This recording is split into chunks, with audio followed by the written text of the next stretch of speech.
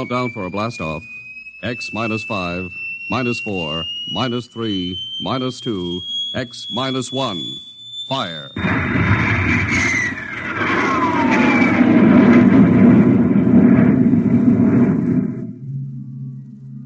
From the far horizons of the unknown come transcribed tales of new dimensions in time and space. These are stories of the future, adventures in which you'll live in 1,000,000 could-be years on 1,000 maybe worlds. The National Broadcasting Company presents X minus 1.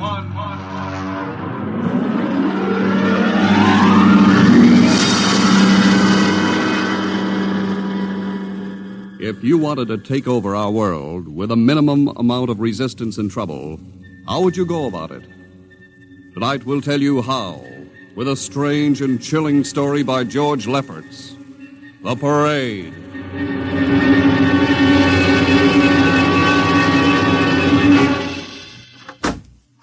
You are Mr. Sid Ryan. The same. My name is Luchar. I am a Martian. Pleased to meet you, Mr. What was that again? A Martian? As in Orson Welles? Precisely. I'm a Rotarian myself. Sit down. Thank you. Now that we've had our little joke, Mr. Luchar, what can Publicity Associates do for you? I am interested in obtaining publicity. It has been my observation that advertising and publicity are the very backbone of earthly civilization. Spoken like a true Martian, Mr. Luchar. Now, if you'll tell me the name of the client. The client, of course, will be the Martians. You don't give up, do you? Give up? The gag, I mean. Oliver. Yes, Mr. Ryan? This is Mr. Luchar. Oh, how do you Mr. do? Luchar claims to be a Martian. Take him outside, will you, Oliver? I am happy to see, Mr. Ryan, that my telling you I am a Martian has approximately the effect I guessed it would. I believe we can do business. I have here cash retainer of $5,000. Oliver, take a look at that wad of lettuce. It's the real stuff, Mr. Ryan. And my client is prepared to spend many times that amount. Sit down, Mr. Luchar. Oliver, get the client a cigar, the 50-cent box. Yes, sir. Thank you. Well, now, what can I do for you, sir? I wish you to manage a publicity campaign. A very large and important campaign. Is the product established, or is it something brand new? Something quite new. Now, what would you judge the most effective type of campaign? Well, if the client has a lot of dough to throw around, a suspense campaign is best. First, you place ads in the paper saying, "Watch this space." Then about a week later, you run an ad saying XYZ or PDQ, and you get people guessing what it means. Then finally, when you've teased them enough, you bust loose and unveil the product. Excellent. We will conduct a suspense campaign. Of course, in this kind of campaign, secrecy is very important. Once the name of the product leaks out, it spreads like wildfire, and the whole campaign is kerfloppo. Quite so, quite so. The utmost secrecy. You realize, of course, these things cost like crazy. Would, say, $1 million cover expense? Come again? I said, would $1 million cover it? Why, yes, I am at... You did say $1 million. I understood that you have handled some very large accounts. Of course, if this is too big... No, not at all, not at all. As a matter of fact, I seldom touch anything less. Right, Oliver? Huh? Oh, of course. That's right, Mr. Ryan. Absolutely right. Yes. You will begin, then, by saturating the newspapers, the radio, the streetcars with a very simple statement. What's that? I will write it on a card. Here you are. The Martians are coming. Say, that's not a bad teaser. Got that, Oliver? Yes, sir. The next ad will read, June 1st is Martian Day. June 1st is Martian Day. What happens on June 1st? The parade takes place. What parade? I wish you to arrange a parade up Fifth Avenue. You mean like the Macy Parade? Exactly. Except that the theme will be the world of tomorrow, the Martian world. My client would like it to be a gay affair. Balloons, clowns, pennants, pretty drum majorettes. Say, that sounds terrific. I might be able to interest the department stores in a tie-in. Fine. The parade will climax the campaign. On June 1st, the product will be unveiled. Good enough. By the way, Mr. Luchar, just what is the product? What are we selling? Oh, no, Mr. Ryan. Secrecy, remember? Yeah, but after all... Mr. Ryan, all will be revealed to you in good time. For the moment, let us say that we are selling a concept. A concept? The concept of invasion from Mars.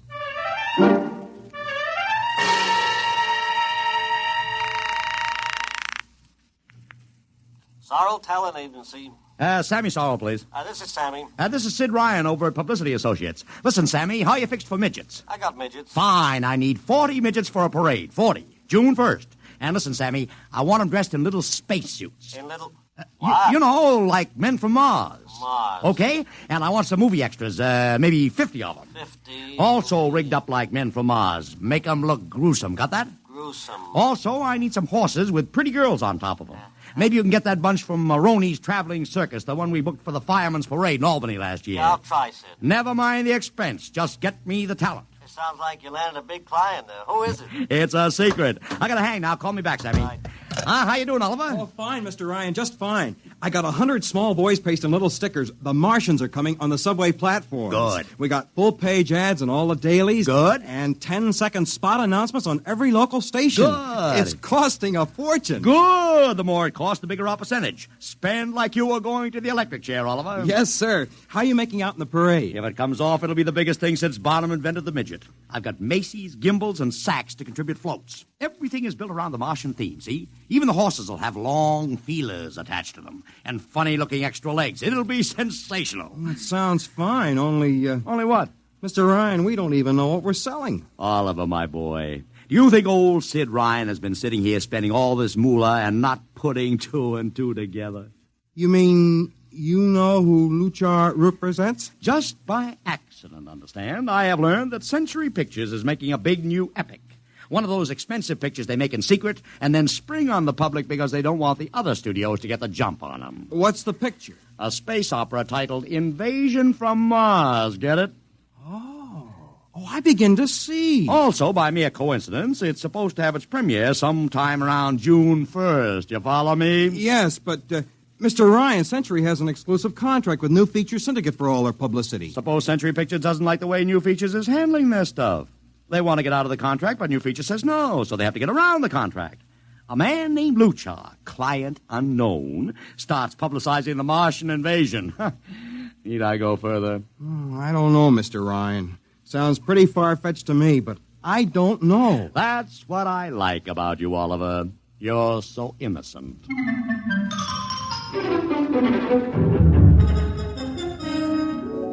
Now, let me talk to Commissioner Patrick, please. Sid Ryan. Hello. Commish, Sid Ryan. Oh. How are you, Ryan? Fine. What is it this time? You want to drop a man off the Empire State Building into a teacup full of water? The answer is no. Also, we're not arresting any fan dancers. You know I don't handle fan dances. I want a permit for a parade. June 1st, 5th Avenue. It's a Sunday. There's no traffic. Now, look, Ryan, Macy's gets a permit. Gimbals gets a permit. The American Legion gets a permit. The Sons of Erin march every time Morton Downey sings the Wearing of the Green. Oh, don't give me a hard time, Patrick. This is too big. I have the 5th Avenue Merchants Association behind me. Okay, Ryan. Fill out the forms. I'll pass them along to the license commissioner. That's my boy. By the way, what's the occasion for this parade? Oh, don't you read the papers, Patrick? June 1st is Martian Day.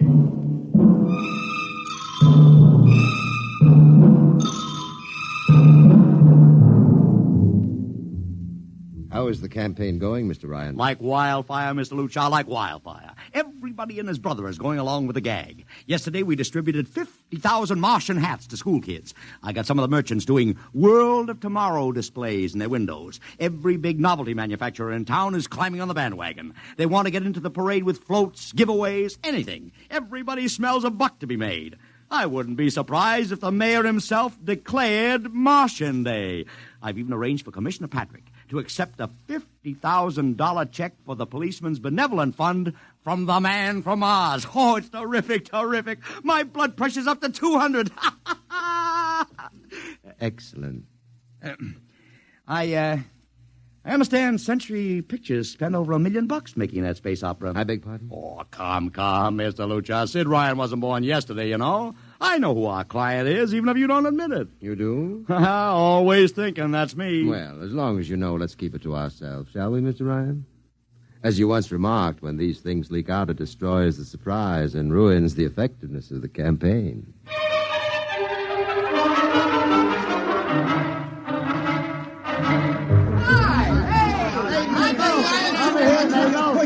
Ladies and gentlemen, this is Ken Daly speaking to you from our portable transmitter atop the reviewing stand for the much-heralded Martian Parade on Fifth Avenue. It's a beautiful sunlit day here in New York, a perfect day for a parade, and the streets are packed with thousands of spectators all eager to find out what this is all about. There's an air of shrill expectancy. Some of the kids and their parents have been camped on the curbstone since early this morning to be sure of ringside seats when the so-called Martians pass by.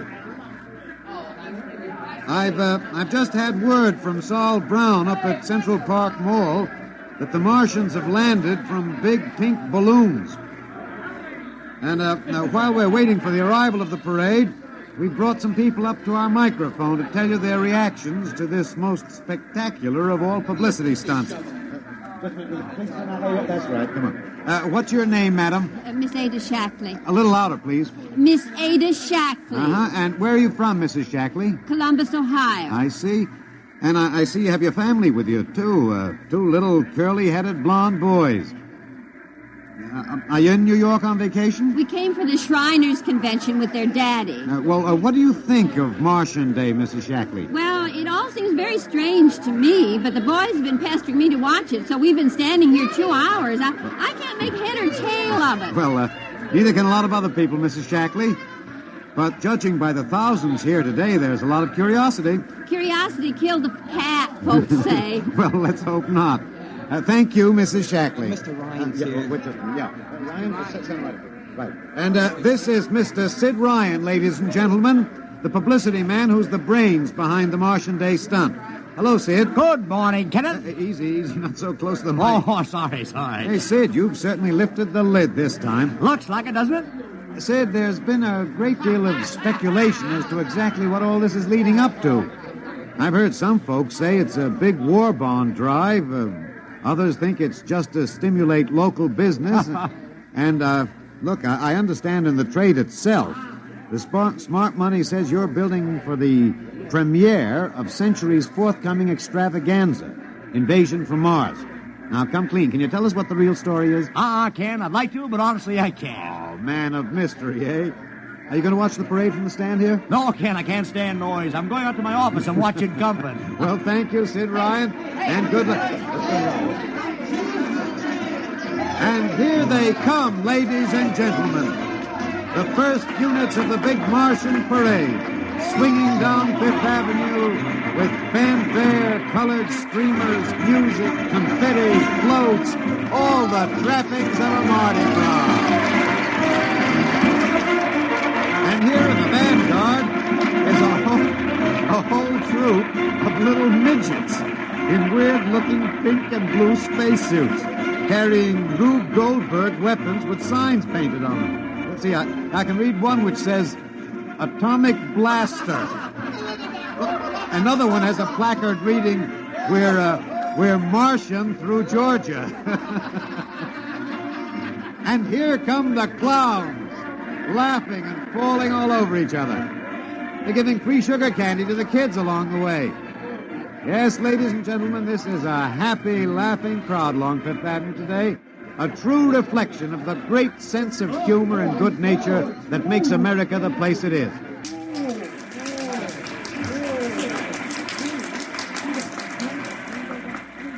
This is promised as the climax of the show. And now a great hush has fallen over the crowd.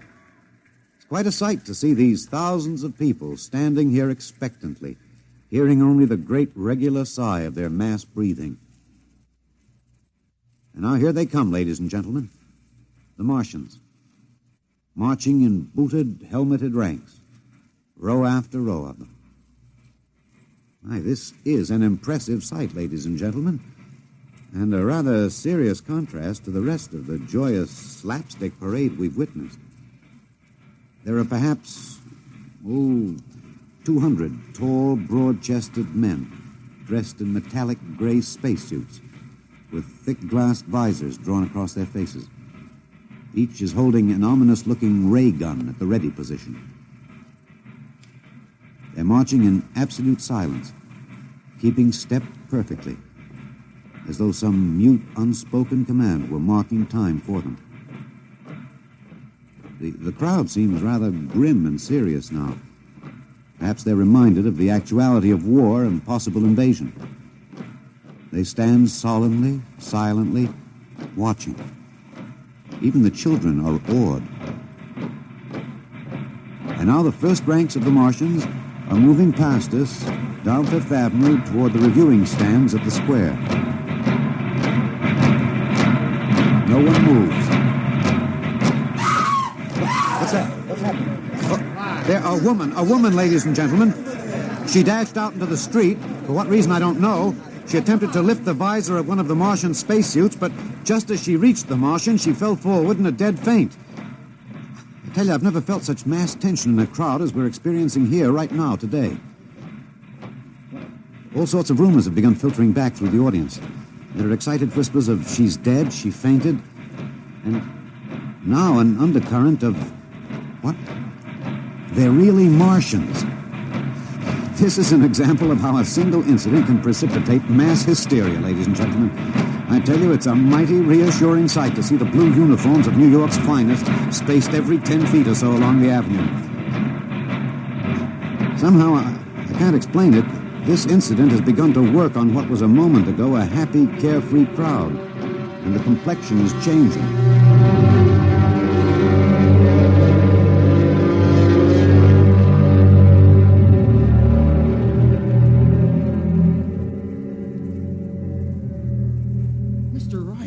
Did you see that? A woman fainted. Of course I saw it. What do you suppose she saw? Oliver, old man, did I ever tell you you were too naive for this business? But that young woman ran out into the streets to get a close look at the Martians, and then she screamed and fainted dead away. I'm well aware of that, Oliver, since I paid her $50 to do it. What? The dramatic moment, Oliver, the stock and trade of the good publicity, man. Relax. Holy smokes, you sure think of everything. Yeah, for my share of this deal, roughly $100,000, I can afford to think of everything. Shut the window. Don't you want to see the finish? We'll go down to the reviewing stand for the finish. Right now, I want to make a phone call. By the way, where's Luchar? I haven't seen him. Well, he'll be around. Boy, those Martians sure look like the real thing. How would you know the real thing if you saw it, Oliver? Well, gee, I don't know. Close the window, Oliver. Oh, yes, Mr. Ryan.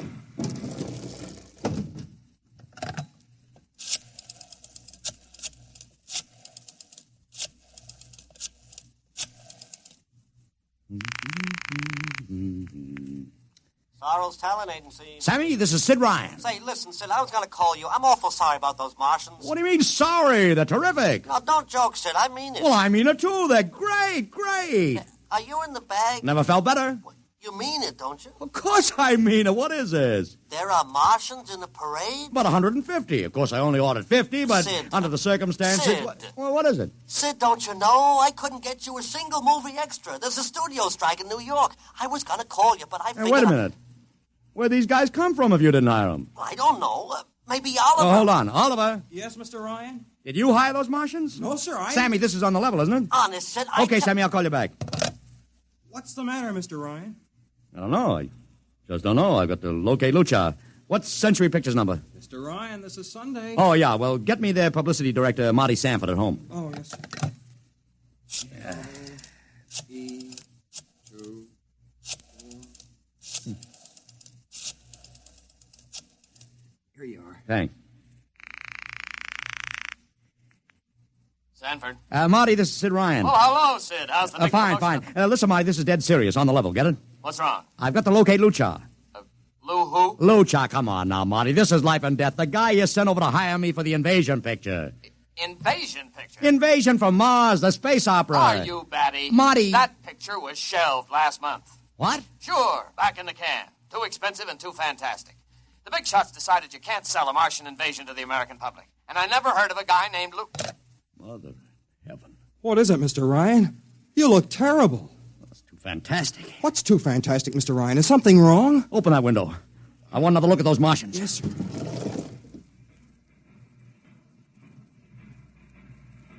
Look at it. Oliver, you were in the Army. Could 150 movie extras learn to march like that in, say, 24 hours? Not in 24 days, Mr. Ryan. Not a second's hesitation.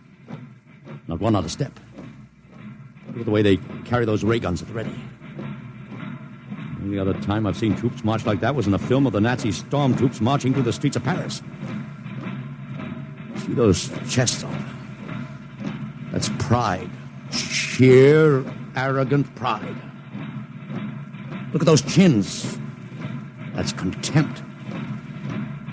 Nobody could act like that. Mr. Ryan! Oliver, get down there. Find that woman who fainted. Her name's Gloria Montex. Get her up here. Make it fast.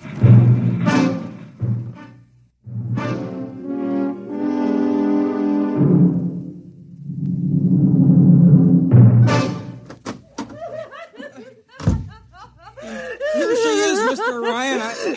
I can't get much sense out of her. Stay away from me. Gloria, it's me, Sid Ryan. Oh, don't kid me. You're a Martian. Gloria, settle down.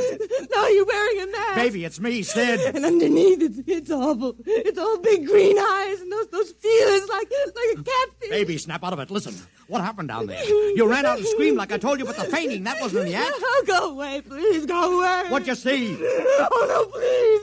It's too awful. Please, please. Just one question, baby. Inside that helmet, what'd you see? You won't get anything out of her, Mr. Ryan. She needs a doctor. Okay, Oliver, I've heard enough anyway. You take care of Gloria here. Get her a drink. Where are you going? To see the commissioner. We gotta stop this parade before things begin to happen.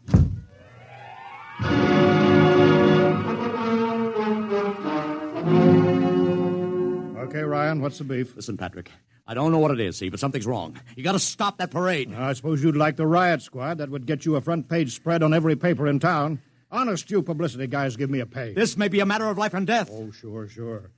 Look, Ryan, I've got no time for your cheap publicity gags. I'm a busy man. Listen, I'm trying to tell you I don't know where these Martians came from, who they are, anything about them. All I want you to do is stop the parade and make sure they're on the level. Ryan, I'm wise to your tricks. Now, if you let the sergeant show you out... You won't do it, huh? An honest citizen appeals for protection and you refuse it. I most emphatically do. Now beat it. All right, Patrick. I'll go right to the mayor's office. I'll have you busted flatter than a fried egg. Go ahead. I'm sure His Honor will be glad to toss you out on that phony nickel-plated skull of yours.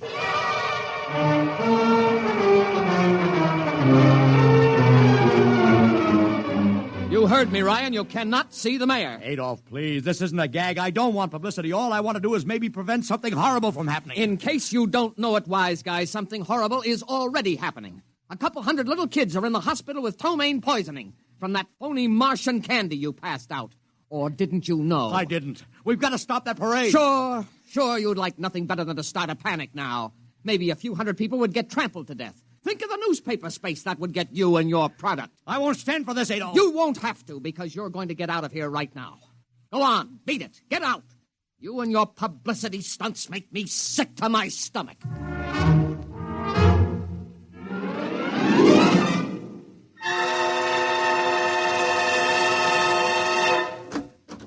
Oliver! Oliver, where are you? Oliver! Oliver!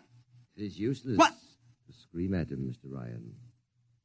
Your friend is quite dead. Luchar. He wanted to run to the police with some story about a Martian invasion. I found it necessary to restrain him. Restrain him, you stinking murderer. Now, Mr. Ryan, collect yourself. After all our planning, it wouldn't do to have everything spoiled, now would it? Luchar, start talking and talk fast, because when you get through, I'm going to take you apart piece by piece. What's this all about? But surely you know, Mr. Ryan, after all, you've been publicizing it for months. Listen, you... Please, do not interrupt. You see, before colonizing your planet, we Martians sent advanced scouts to study your habits, your weaknesses. We found that the people on Earth are predominantly conditioned by advertising and publicity, and so... we conceived the idea of treating our entire invasion as a vast publicity stunt. Clever, huh? After all, Mr. Ryan, who would suspect an invader who advertised his invasion in the newspaper, invited the public to his surprise attack, and spent millions publicizing his plans? Holy jumping catfish. You've done very well. Then There was no product. Ah, but there is a product. The product is death. What are you trying to do, Luchar? We Martians are a humane people, Mr. Ryan. We do not like to destroy thousands where a few hundreds would suffice. In exactly 2 minutes, our troops will treat the world to a spectacle of death, which will bring the rest of your planet to its knees in horror. Nations will clamor to surrender. Perhaps, Mr. Luchar, but not if I can help it. You...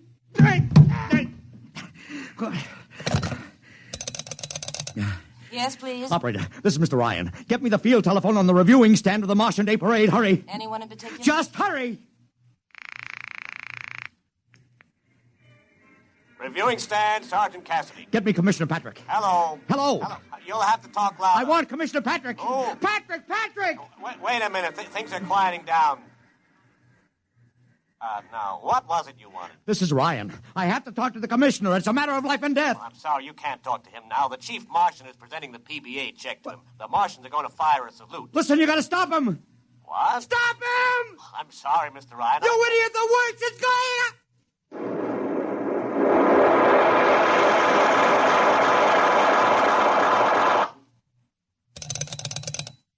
This is the operator. I'm sorry, Mr. Ryan, you've been cut off. I can't seem to get them back. Doesn't matter, operator. Nothing matters now.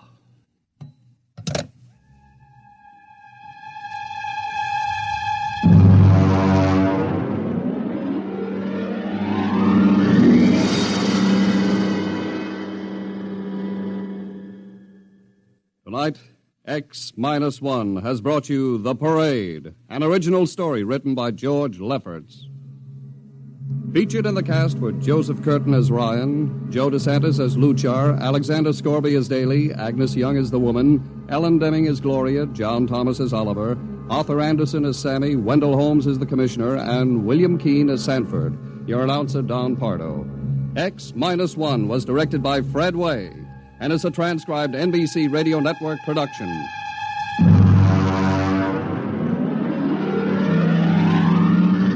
Next week, the tables turn. Instead of Martians invading Earth, we bring you a tale of men invading Mars. Ray Bradbury's brilliant short story entitled Mars is Heaven. Suppose you were a member of the first rocket ship crew to land on Mars, but instead of seeing Martians, you find that you've landed in a town that looks just like home, that all your dead relatives and friends are there to greet you, so that as incredible as it may seem, you think you're really in heaven. That is, you think so, right up to the fatal moment, the moment of X-1.